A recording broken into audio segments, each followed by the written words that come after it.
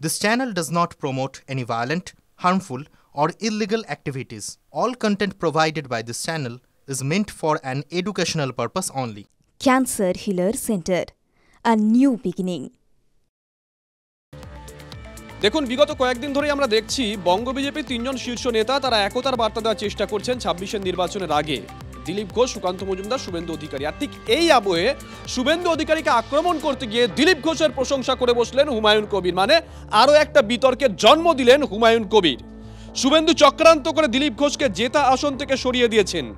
নেতা কে বড় কে ছোট তা আচরণে প্রমাণিত হয় মন্তব্য করেছেন তৃণমূল বিধায়ক হুমায়ুন কবির। আরে নেতা কে বড় আর কে ছোট তার আচরণে প্রমাণিত হয়। দিলীপ ঘোষ 2015 সালের আগে রাজ্যের দিলীপ ঘোষ যে একটা উল্লেখযোগ্য নেতৃত্বর ভূমিকা করবে এটা কেউই জানতো না, আমরা কেউ জানতাম না। হঠাৎ করে 2015 সালে ওনাকে ভারতীয় জনতা পার্টি সামনে আনলো, রাজ্যের সভাপতি করলো। 16তে সে নির্বাচন ফেস করে খড়গপুরের মতো জায়গায়, যেখানে আমাদের চাচা বলা হতো জ্ঞান সিং সোহন পাল, তিনি 10 বারের এমএলএ, তাকে হারিয়ে উনি নির্বাচিত হয়েছেন। এটা কম কৃতিত্বের নয়। তাহলে সেই ব্যক্তি যখন সেখানে জিতলো, তারপরে আবার সেখানে ভারতীয় জনতা পার্টি তাকে এমপিতে টিকিট দিল 19-এও সে সেখানে জিতে গেল 3 বছরের মাথায়। তারপরে এমপি হয়ে গেল। তারপরে 2024 এসে তার এক্সিস্টিং জিতা সিটে তাকে এই শুভেন্দুরা চক্রান্ত করে বিজেপির নেতৃত্বকে বলে তাকে পূর্ব বর্ধমান পাঠিয়ে দিল। তাহলে সেই ব্যক্তি বড় না ছোট সেটা তো এইভাবে মূল্যায়ন করা যাবে না। আর শুভেন্দু অধিকারী চক্রান্ত করতে খুব ভালোবাসে। এইভাবে 2016-তে আমাকে চক্রান্ত করে তৃণমূলের টিকিট পেতে দেয়নি। দিলীপ ঘোষ এই মুহূর্তে আমাদের সঙ্গে রয়েছেন সরাসরি। দিলীপ দা, আপনি বোধহয় কিছুটা শুনেছেন যেটা হুমায়ুন কবির বললেন। প্রথমে আপনার প্রশংসা করলেন, আপনি 2015 সালের আগে আপনাকে কেউ চিনত না, অথচ আপনি 16 সালে এসে জ্ঞান সিং সোহলপালের মতন একজন অত বর্ষিয়ান নেতাকে হারিয়ে দিয়েছিলেন। কিন্তু এখানে একটা কিন্তু রেখে দিয়ে শুভেন্দু অধিকারীকে খোঁচা দিয়ে বললেন যে আপনাকে খড়গপুর, সেই জেতা খড়গপুর থেকে পাঠিয়ে দিয়েছে বর্ধমানে। দেখুন, এই ব্যাপারে আমার কি বলার থাকতে পারে? কেউ আমার প্রশংসাও করতে পারে, আমার নিন্দাও করতে পারে। ওনার অবজারভেশন উনি বলেছেন, আমি সে ব্যাপারে কিছু বলবো না। কি পরিপ্রেক্ষিতে বলেছেন, কেন বলেছেন জানি না। তবে হুমায়ুন কবিরও আমাদের পার্টিতে একসঙ্গে এসছেন, আমার হাত ধরে, আমার সঙ্গে বন্ধুত্ব আছে, শত্রুতা নেই। তবে মত পার্থক্য আছে। উনি কিছু বললে যদি ঠিক নয়, আমি তার প্রতিবাদ করবো, করে উনি আমার মধ্যে যদি ভালো দেখেন বলতে পারেন, বা আমার পার্টির মধ্যে কি চলছে সেটা উনি বলেন, আর সেটা ঠিক কি ভুল সেটা ওনার ইচ্ছা মতো উনি বলেছেন। এ ব্যাপারে আমার খুব একটা কিছু বলার নেই। তবে এটা ঠিক, প্রত্যেক মানুষের নিজস্ব মতামত দেওয়ার অধিকার আছে। ধন্যবাদ দিলীপ দা। আমরা কথা বললাম দিলীপ ঘোষের সঙ্গে। এদিকে দিলীপ ঘোষ একেবারে পুরনো মেজাজেই আছেন। যেমন দিলীপ ঘোষকে দেখতে আমরা অভ্যস্ত ছিলাম, তিনি রাস্তায় নামতেন, তার দলীয় কর্মীদের ভোকাল টনিক দিতেন। তাকে আমরা লাঠি হাতে দেখেছি, তরোয়াল হাতে দেখেছি, গদা হাতে দেখেছি, আর এবার দা হাতে দিলীপ ঘোষ। যে ছবি আপনারা দেখছেন কাটোয়ার অগ্রদ্বীপ মেলার ছবি, সেখান থেকে দা কিনলেন দিলীপ ঘোষ। বললেন এক দাতেই সব কাজ হয়ে যাবে।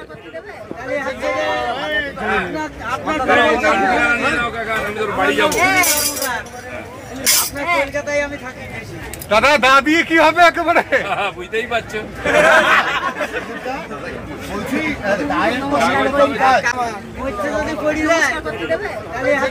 আমরা 3টে ছবি একসঙ্গে দেখাচ্ছি।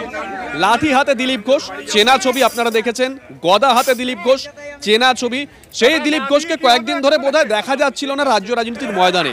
দিলীপ ঘোষ ফের স্বমহিমায়, এবার দা হাতে দিলীপ ঘোষ। কাটোয়ায় অগ্রদ্বীপে মেলা থেকে দা কিনলেন দিলীপ ঘোষ।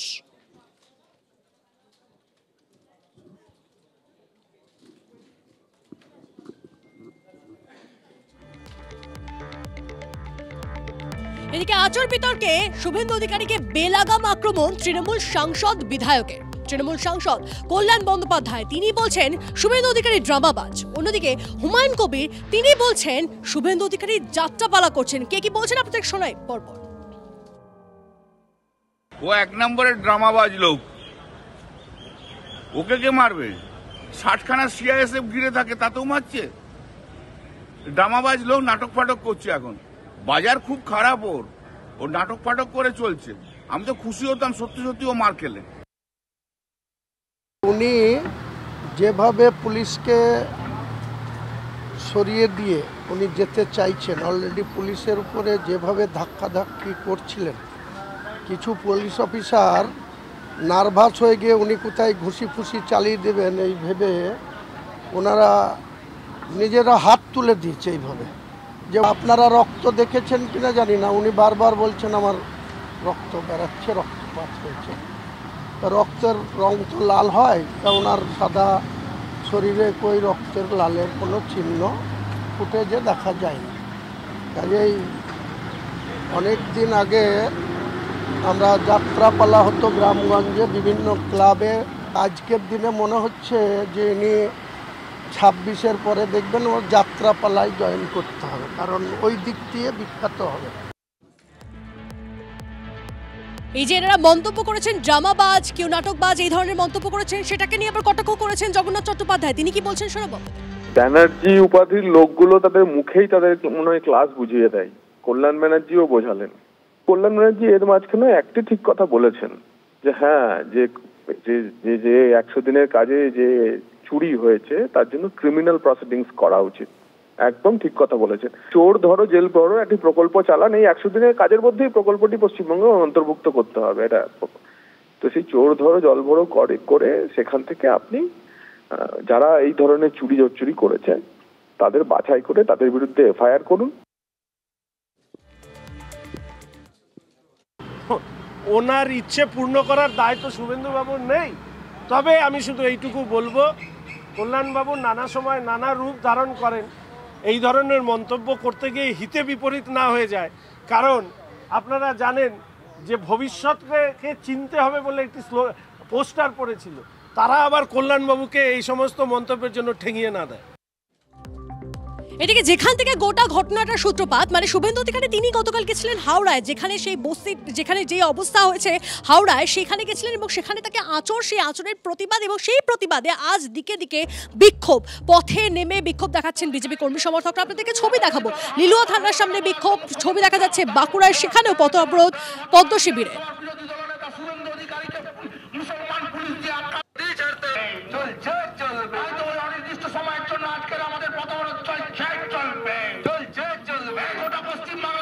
আর গতকাল শুভেন্দু অধিকারী যে অভিযোগ করেছিলেন, হেনস্থার অভিযোগ করেছিলেন, কি বলেছিলেন শোনাবো আপনাদের। মারলো হাওড়া কমিশনারেটের এসআই গোলাম মুর্তেজা মারলো। কি করেছে দেখুন, কি করেছে দেখুন, রক্ত বের করে দিয়েছে, রক্ততে তার প্রমাণ।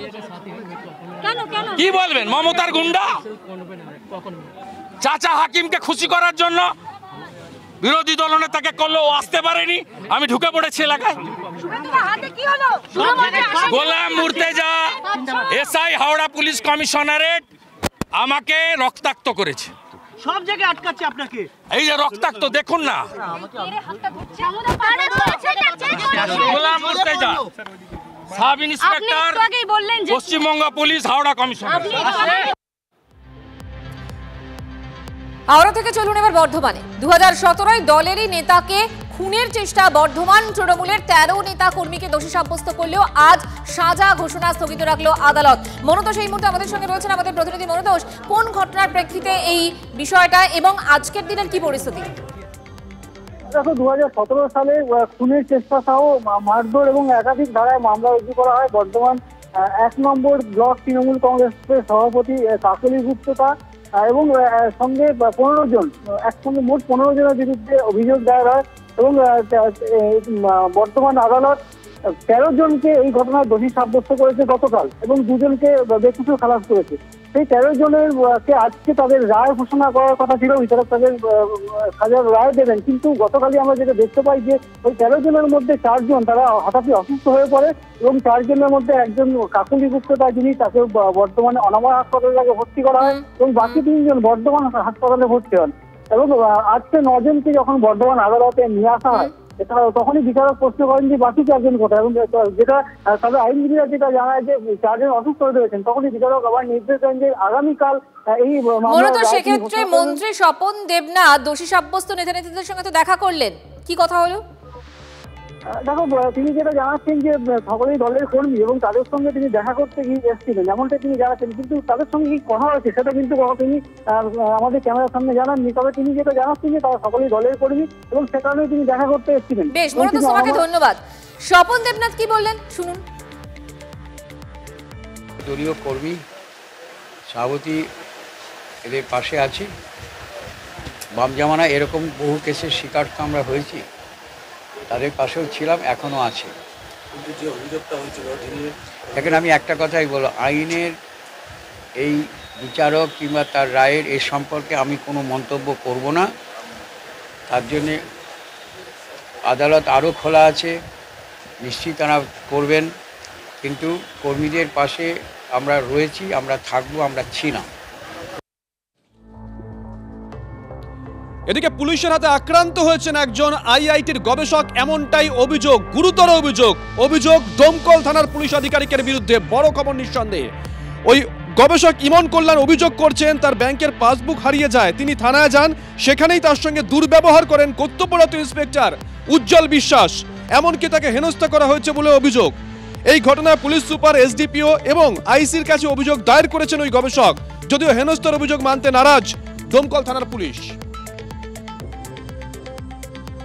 আমার যে পাসবুক ছিল এসবিআই অ্যাকাউন্টে, সেই পাসবুকটা হারিয়ে যায়, তার জন্য আমি একটা জিডি করতে যাই 1:30 নাগাদ। আমি ঢোকার পরে দরজা বন্ধ করেছে বেদম্মার, উনি ছিলেন এবং আরও 3-4 জন ছিল, এবং আমার ব্যাগ খুলে নিয়ে টেনে ছিঁড়ে ফেলে দেওয়া। আমি ওনাকে বারবার রিকোয়েস্ট করেছি, দেখুন আমি পিএইচডি করেছি, আমি অশিক্ষিত ছেলে নই, তাদের ডিপার্টমেন্টাল ইনকোয়ারিও হোক, তাদের কড়া শাস্তি হোক, এবং ভবিষ্যতে যেন এই ঘটনা না ঘটে, এবং বিচার বিভাগীয় তদন্ত হোক। বিচার বিভাগ আমাদের ভারতীয় দণ্ডবিধি যে আইনে উনাদেরকে মামলা করা দরকার সেই মামলা করুক সবাই।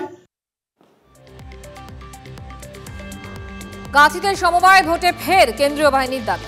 কাঁথি কোঅপারেটিভ কৃষি এবং গ্রামীণ উন্নয়ন ব্যাংকের ভোটেও কেন্দ্রীয় বাহিনী চেয়ে প্রধান বিচারপতির কাছে আরজি এক আইনজীবীর। মামলা দায়েরের অনুমতি প্রধান বিচারপতির বেঞ্চের।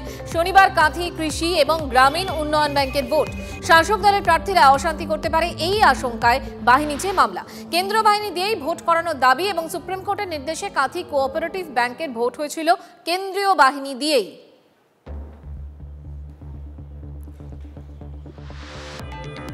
স্থায়ী উপাচার্য এবং রেজিস্ট্রার তাদের দাবি জানিয়ে রবীন্দ্র ভারতীতে টিএমসিপি ছাত্র পরিষদ তাদের তালা লাগানো হয়েছে এবং তারা তালা লাগিয়ে দিয়েছেন। সেই ছবি আপনাদেরকে দেখাচ্ছি। জোড়াসাঁকো ক্যাম্পাসে শাসক দলের ছাত্র সংগঠনের বিক্ষোভ আজও অব্যাহত। বিক্ষোভে সামিল তৃণমূলের শিক্ষাবন্ধু সমিতি।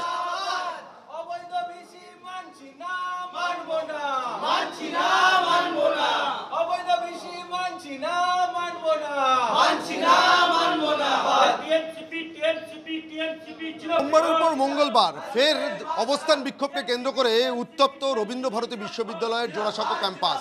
আর এই মুহূর্তে আমরা যেটা দেখতে পাচ্ছি যে একেবারে ক্যাম্পাসের ভেতরে ভিসির যে ঘর রয়েছে সেই ঘরের সামনে টিএমসিপির যারা সদস্যরা রয়েছেন তারা প্ল্যাকার্ড পোস্টার নিয়ে বসে স্লোগান শাউটিং করছেন, এবং সেক্ষেত্রে তাদের যেটা দাবি যে রাজ্যপাল যে অন্তর্বর্তীকালীন উপাচার্য নিয়োগ করেছিলেন তার যে নির্ধারিত সময়, সেই সময় ইতিমধ্যেই অতিক্রান্ত হয়ে গেছে, এবং তারপরেও তিনি সম্পূর্ণ বেআইনিভাবে পদে বসে রয়েছেন, এবং সেই যে অন্তর্বর্তীকালীন উপাচার্য তার জায়গায় স্থায়ীভাবে উপাচার্য এবং রেজিস্ট্রার নিয়োগ করতে হবে, সেই দাবিকেই সামনে রেখে বিক্ষোভে সামিল হয়েছেন টিএমসিপির সদস্যরা। গতকাল টিএমসিপির যারা সদস্যরা রয়েছেন তাদেরকেও ভিসির নির্দেশে নিরাপত্তারক্ষীরা বাইরে বের করে দেয়, আর সেই জায়গা থেকে যতক্ষণ না পর্যন্ত স্থায়ী উপাচার্য এবং রেজিস্ট্রার নিয়োগ না হচ্ছে ততক্ষণ পর্যন্ত তারা তাদের এই আন্দোলন বিক্ষোভ চালিয়ে যাবেন, আর সেই জায়গা থেকে তারা কিন্তু নিজেদের অবস্থানে অনড় রয়েছেন। ক্যামেরায় চাঁদমিয়ার সঙ্গে সুপ্রিয় গুহ, TV9 বাংলা।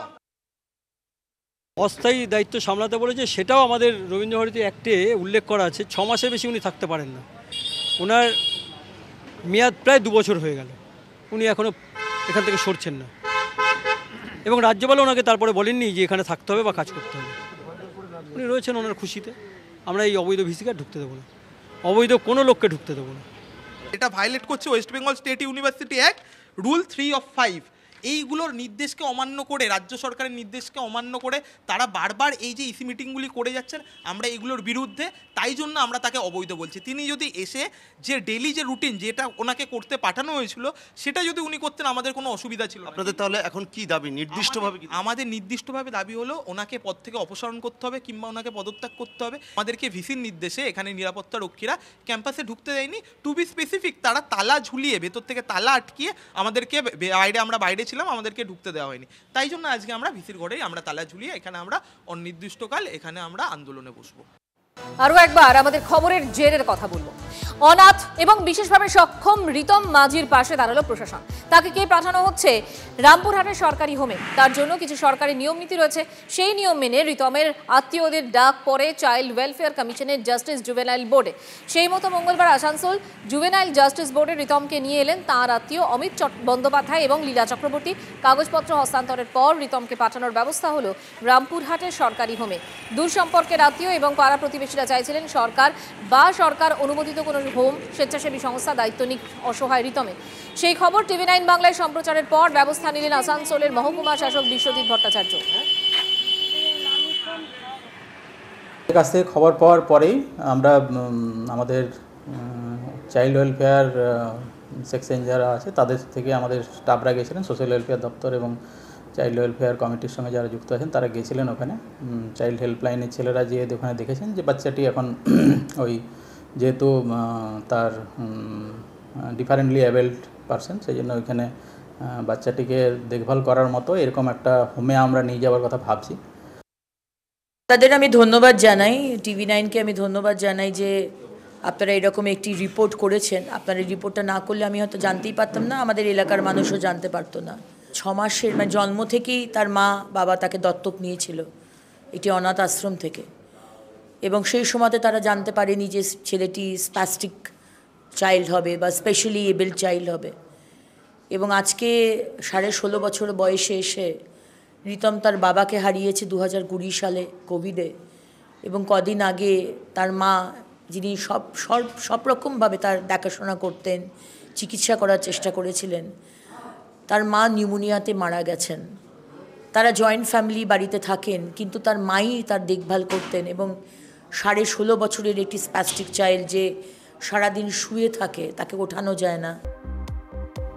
তেলেঙ্গানার সুরঙ্গে দ্বিতীয় দেহের খোঁজ। সুরঙ্গের মধ্যে খনন কাজের সময় দুর্ঘটনাস্থল থেকে 50 মিটার দূরে দেহটি দেখতে পায় উদ্ধারকারী দল। 2 সপ্তাহ আগে আটকে থাকা এক শ্রমিকের দেহ উদ্ধার হয়েছিল। 2 শ্রমিকের দেহ উদ্ধার হলেও এখনও নিখোঁজ 6। তাদের খোঁজে তল্লাশি জারি থাকবে বলে জানাচ্ছে যে উদ্ধারকারী দল। কেন্দ্রীয় বঞ্চনার অভিযোগে সংসদ চত্বরে বিক্ষোভ। তৃণমূলের কৃষক ইস্যুতে বিক্ষোভ কংগ্রেসের। কেন্দ্রের বিরুদ্ধে বিক্ষোভ হলেও দূরত্ব বজায় রাখলেও কংগ্রেস তৃণমূল দুই দলই।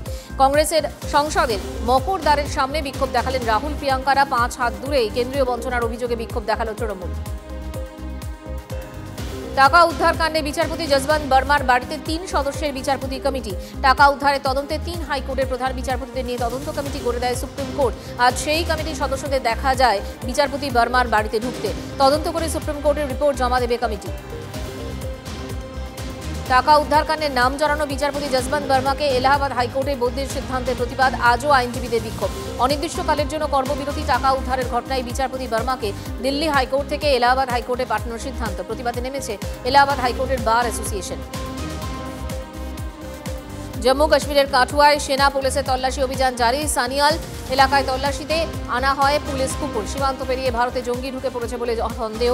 জঙ্গিদের খোঁজে সেনা পুলিশ যৌথ অভিযানে নামে। তল্লাশিতে নামেন খোদ ডিজিপি।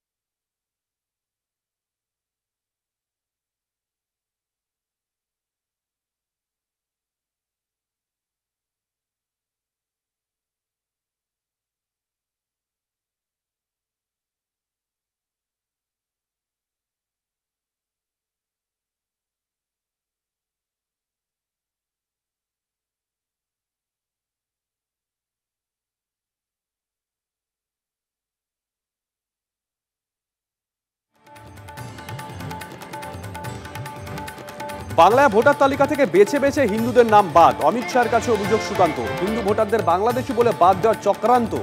বাগদা কৃষ্ণনগরের বিডিওর বিরুদ্ধে চাঞ্চল্যকর অভিযোগ শুভেন্দু অধিকারী। রাজনীতিতে ধর্মের ছোঁয়াচ এড়াতে পারল না বামেরাও। তৃণমূল বিজেপির পর এবার সিপিএম এর দেওয়াল লিখনও ধর্মীয় ইস্যু। হিন্দু মুসলিম ভাই ভাই বেকারদের কাজ চাই। ব্রিগেড সভা সমর্থনে দেওয়াল লিখনে বার্তা। এবার বনগাঁয় একই বুথে একই ব্যক্তির 2 নামে ভোটার কার্ড। ভোটার তালিকায় নাম তুলেছেন বাংলাদেশি। পাসপোর্ট দেখিয়ে দাবি তৃণমূলের। শাসক দলেরই কারচুপি, আক্রমণে বিজেপি। তৃণমূলের কেন্দ্রীয় বঞ্চনার অভিযোগের পাল্টা রাজ্যের বিরুদ্ধে কেন্দ্রীয় প্রকল্পে টাকা আটকে রাখার অভিযোগ শুভেন্দুর। 701 কোটি টাকা আটকে রেখেছে গ্রামোন্নয়ন দপ্তর। ভোটের আগে টাকা ছাড়া ছক, অভিযোগ শুভেন্দু অধিকারী। লন্ডন সফরে মুখ্যমন্ত্রী ভারতীয় হাইকমিশনের অনুষ্ঠানে তুলে ধরলেন বাংলায় বিনিয়োগ ও শিক্ষাক্ষেত্রে প্রসারের কথা। কলকাতা লন্ডনে সরাসরি বিমান চালুর আর্জি। লগ্নি টানতে আজ থেকে 2 দিনের শিল্প বৈঠক। বৃহস্পতিবার অক্সফোর্ডের অনুষ্ঠানে মমতার সঙ্গী সৌরভ। পদ্মাপাড়ে রাজনৈতিক অস্থিরতা এবার কি সেনা শাসনের পথে বাংলাদেশ? তপ্ত আবহে সতর্ক বার্তা সেনা প্রধানের। নতুন পরিস্থিতির জন্য বাহিনীকে প্রস্তুত থাকার বার্তা। পট পরিবর্তনের ইঙ্গিত রাজনৈতিক দলগুলোর মুখেও। ক্ষমতা দখলের খেলা, ওপার বাংলায় অবিশ্বাসের বিষ। সেনা প্রধানের সঙ্গে কেন সাক্ষাৎ? ছাত্রনেতা সার্জিস ও হাসনাতের। নেপথ্যে কি কোনো ষড়যন্ত্র? বৈঠক নিয়ে প্রশ্ন গণ অধিকার পরিষদের। আলোচনার বিষয়ে দেশবাসীকে জানানোর দাবি।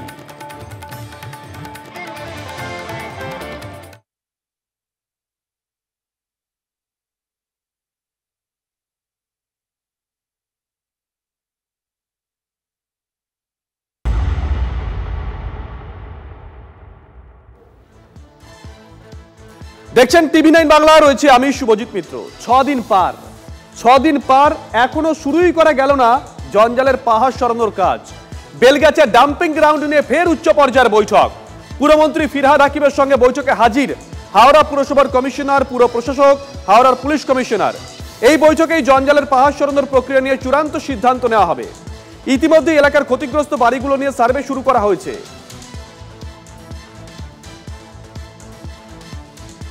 6 দিন পেরিয়ে গেছে, এখনো শুরুই করা গেল না জঞ্জালের পাহাড় সরানোর কাজ। বেলগাছিয়া ডাম্পিং গ্রাউন্ড নিয়ে ফের উচ্চ পর্যায়ের বৈঠক। আজকের এই বৈঠকটা কেন? কাজ তাহলে কবে থেকে শুরু হবে?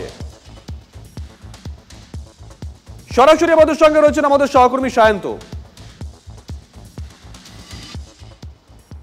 দেখো শুভজিৎ, ইতিমধ্যে রাজ্যের পৌর নগরায়ণ মন্ত্রী ফিরহাদ হাকিম যে উচ্চ পর্যায়ের বৈঠক ডেকেছিলেন হাওড়ার ডাম্পিং গ্রাউন্ডে, সেই বৈঠক শেষ হয়েছে এবং বৈঠকে মূলত যে বিষয়গুলো গুরুত্ব দেওয়া হয়েছে তা হচ্ছে যে এলাকায় এফেক্টেড হয়েছে, অর্থাৎ বেলগাছিয়া এবং সংলগ্ন এলাকায় যে নিকাশি এবং জল সংকট যে বড়সড় প্রভাব পড়েছে সেগুলো কি করে সমাধান করা যায়। এমনকি যেটা বৈঠক সূত্রে এও জানা যাচ্ছে যে বায়োমাইনিং প্রসেস, অর্থাৎ কলকাতা পুরসভা যেভাবে আবর্জনাকে পুনর্ব্যবহারযোগ্য করে তুলছে সেইটাকে কতটা কলকাতা পুরসভা ব্যবহার করতে পারবে। যেটা সকালেও সেটা জানিয়েছেন রাজ্যের মন্ত্রী যে হাওড়ার ডাম্পিং গ্রাউন্ড থেকে আবর্জনা তুলে আনা হবে এবং কলকাতায় সেটি পুনর্ব্যবহারযোগ্য করে তোলা হবে এবং সিএনজি প্ল্যান্টেও ব্যবহার করা হবে। অর্থাৎ গোটা বিষয়গুলো কিন্তু বৈঠকের মধ্যে উঠে এসছেন। বৈঠকে হাওড়া পুরসভা প্রশাসক মণ্ডলী যিনি চেয়ারপারসন তিনি যেন উপস্থিত ছিলেন, হাওড়া পুলিশের কমিশনার প্রবীণ ত্রিপাঠী উপস্থিত ছিলেন এবং কলকাতা পুরসভার কঠিন বর্জ্য ব্যবস্থাপনা বিভাগের আধিকারিকরা উপস্থিত ছিলেন। কি করে হাওড়ার পাশে থেকে কলকাতা পুরসভা এই যে যাবতীয় সংকট তৈরি হয়েছে সেটা সমাধান করতে পারবে। জল যে সংকট তৈরি হয়েছে শুধু জলের গাড়ি পাঠিয়ে যে সাময়িক সমাধান তা কিন্তু নয়, সেখানে যেখানে পাইপের ধস নেমেছে পাইপ সেখানে পার্মানেন্টলি কী করে ব্যবস্থা করা যায় যাতে সেখানে নতুন করে ধস নামলে যাতে কোনো সময় ফেটে না যায়, যাতে জল বেরিয়ে না যায়, এই যাবতীয় বিষয় বৈঠকের মধ্যে উঠে এসেছে।